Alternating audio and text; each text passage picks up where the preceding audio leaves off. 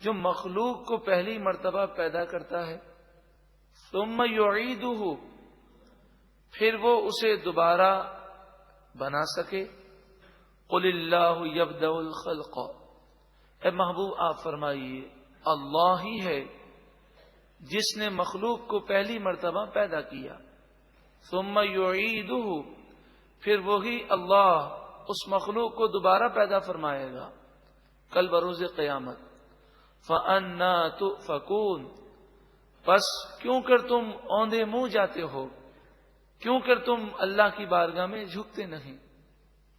قل، اے محبوب آپ فرمائیے هل من شرکائکم من یہدی الی الحق، کیا تمہارے بتوں میں سے کوئی ہے جو حق کی طرف ہدایت دے سکے؟